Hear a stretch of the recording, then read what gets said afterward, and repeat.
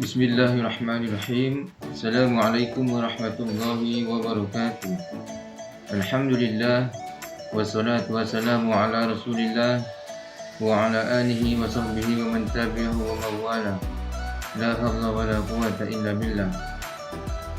Izinkan kami dari kelompok 6 membahas tentang harta warisan, wasiat dan juga hibah. Kami yang beranggotakan 4 orang, yaitu saya Rahman, Rohazaitul Akbar, Muhammad Rizki Doni Sahputra dan juga Muhammad Hazar Pratama. Baik, di sini saya akan membahas tentang hibah. Nah, bisa dipahami, hibah merupakan proses transfer kepemilikan aset secara sukarela dari satu orang ke orang lain. Ini adalah konsep penting dalam hukum Islam dan memiliki aplikasi praktis dalam kehidupan sehari-hari.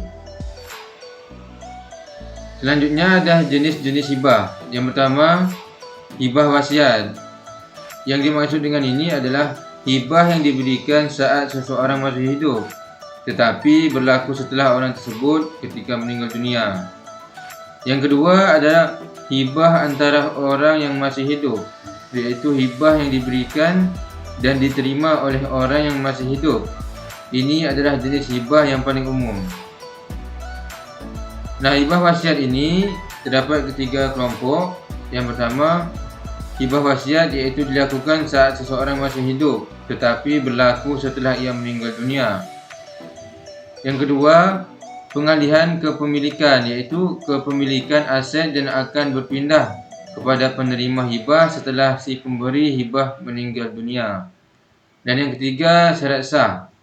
Hibah ini harus memenuhi syarat-syarat tertentu agar sah menurut hukum, yaitu hibah antara orang yang masih hidup. Yang pertama, perjanjian. Perjanjian ini tertulis diperlukan untuk mencatat kesepakatan antara pemberi hibah dan penerima hibah. Dan yang kedua, pembacaan. Nah, pemberi hibah ini harus membaca isi perjanjian di hadapan penerima hibah agar tidak terjadi kesalahpahaman. Dan yang ketiga, pengalihan kepemilikan. Kepemilikan aset secara resmi berpindah kepada penerima hibah saat perjanjian ditandatangani. Nah, di sini ada persyaratan hibah. Yang pertama, kapasitas hukum. Yang kedua, objek hibah. Yang ketiga, penerima hibah. Yang keempat, ikhtiar. Dan yang kelima, sigon. Nah, di sini juga ada pembatalan hibah. Yang pertama yaitu penipuan. Nah, jika pemberi hibah dipaksa untuk memberikan hibah dengan cara yang tidak jujur. Yang kedua, paksaan. Jika pemberi hibah dipaksa memberikan hibah kerana ancaman ataupun kekerasan. Yang ketiga, kesalahan. Jika pemberi hibah salah mengira objek hibah atau identitas penerima hibah. Dan yang terakhir, perubahan fikiran. Jadi penerima hibah dapat membatalkan hibah jika perubahan fikiran, tetapi hal ini memiliki batasan. Selanjutnya adalah kelebihan hibah. Yang pertama, transfer kepemilikan. Nah, hibah memungkinkan perpindahan kepemilikan aset secara legal dan sah. Dan yang kedua, pengaturan aset, yaitu hibah membantu dalam mengatur aset terutama untuk tujuan warisan. Yang ketiga, dukungan keuangan. Hibah juga dapat digunakan untuk membantu orang yang membutuhkan bantuan keuangan. Dan yang keempat, keturunan. Hibah membantu dalam memastikan bahawa aset kita akan diwariskan kepada keturunan kita sesuai dengan keinginan kita. Nah, di sini juga ada tantangan dalam hibah. Yang pertama yaitu perselisihan. Nah, jadi perselisihan keluarga dapat terjadi jika penerima hibah tidak setuju dengan isi hibah tersebut. Yang kedua, ketidakjelasan. Nah, kesalahan dalam perjanjian hibah dapat menyebabkan ketidakkejelasan dan perselisihan. Nah, untuk kesimpulannya, hibah adalah alat yang bermanfaat untuk mengatur aset dan menjamin kesejahteraan orang yang dicintai. Memahami jenis, persyaratan, dan tantangan hibah sangat penting untuk kita hindari agar tidak ada di masalah kemudian hari.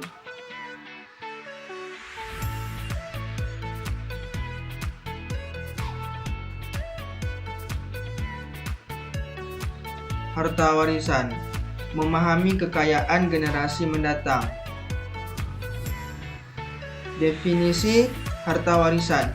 Harta warisan adalah aset baik berupa materi maupun non-materi yang diwariskan dari satu generasi ke generasi berikutnya. Ini bisa berupa uang tunai seperti properti, bisnis, karya seni, pengetahuan, ilmu, dan bahkan tradisi di keluarga. Jenis-jenis harta warisan. Yang pertama, materi. Aset materi meliputi uang, properti, saham, obligasi, kendaraan, perhiasan, dan barang-barang berharga lainnya. Non-materi. Aset non-materi mencakup nilai-nilai kekeluargaan, tradisi, keterampilan, pengetahuan, cerita, dan warisan budaya yang diturunkan secara turun-temurun. Perencanaan harta warisan. Inventarisasi, identifikasi semua yang dimiliki, baik materi maupun non-materi. Penentuan penerima. Tentukan siapa yang akan menerima warisan dan dalam proporsi berapa. Pilihan wasiat. Tentukan metode pewaris melalui wasiat atau perjanjian pranikah. Pentingnya perencanaan harta warisan. 1. Menghindari konflik.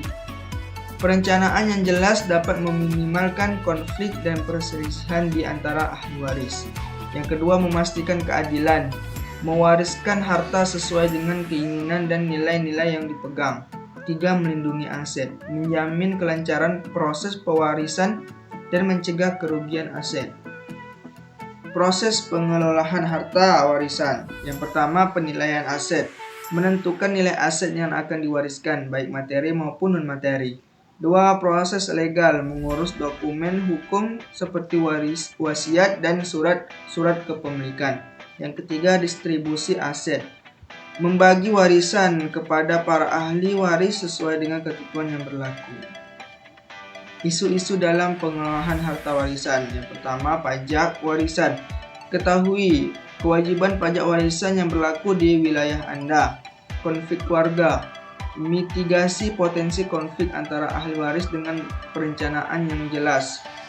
Ketidakpastian hukum. Konsultasi dengan ahli hukum untuk memastikan kepatuhan terhadap peraturan yang berlaku. Perubahan nilai aset. Pertimbangan inflasi dan fluktuasi nilai aset dalam jangka panjang. Peran profesional dalam pengelolaan harta warisan. Pengacara memberikan nasihat hukum dan membantu penyusunan dokumen hukum yang berkaitan dengan warisan. Akuntan menghitung nilai aset, membantu dalam mengelola aset dan memberikan nasihat pajak.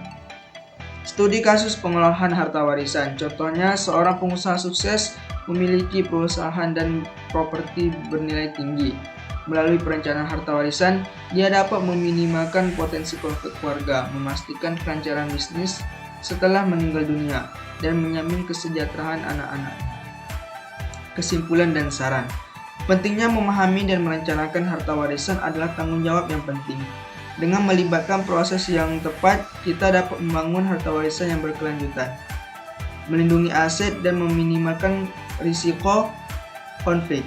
Mari kita ciptakan masa depan yang lebih baik untuk generasi yang mendatang.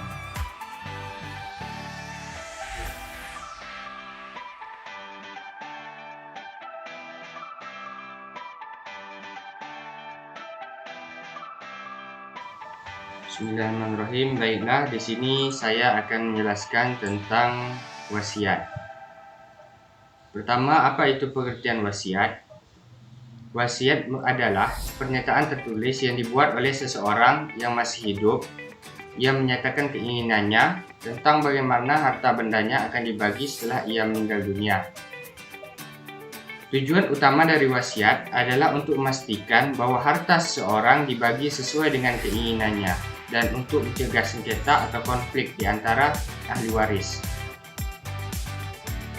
Adapun landasan hukum tentang wasiat telah diatur oleh undang-undang, yaitu Undang-Undang Nomor 35 Tahun 2014 tentang perubahan atas Undang-Undang Nomor 1 Tahun 1974 tentang perkawinan.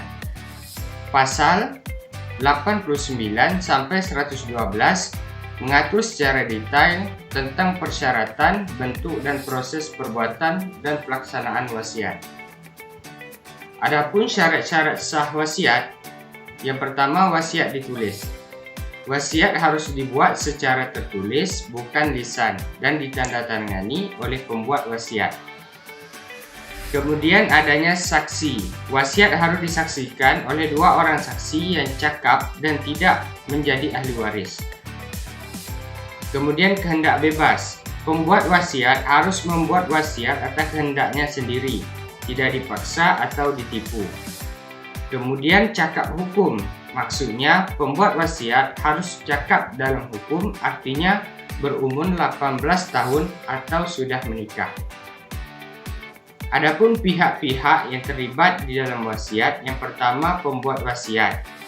Seseorang yang membuat wasiat disebut pewaris atau testator.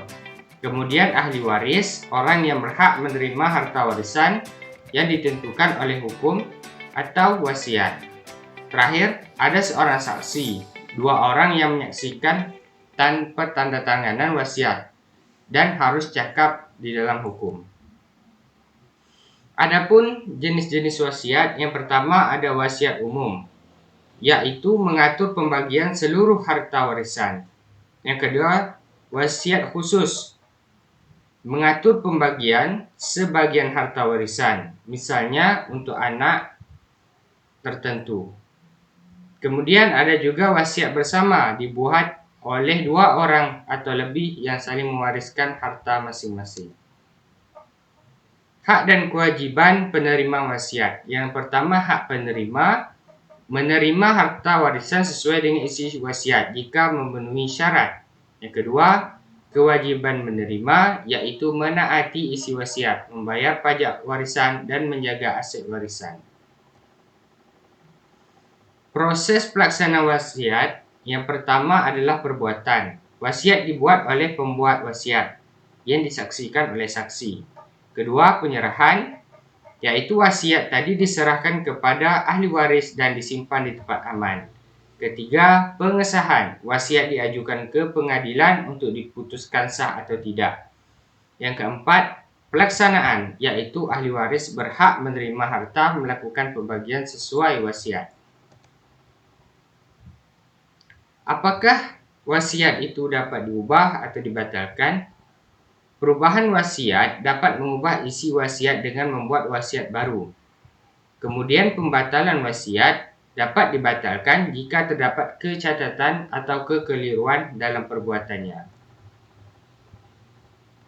Sebagai penutup, pentingnya menyusun wasiat untuk menjaga keharmonisan dan kepastian hukum bagi keluarga dan aset. Dengan wasiat, kita dapat menjamin bahwa harta benda dibagikan sesuai dengan keinginan kita dan memastikan bahwa keluarga kita terlindungi setelah keluarga yang tiada. Dan wasiat juga melindungi atau mencegah dari pertikaian antara keluarga.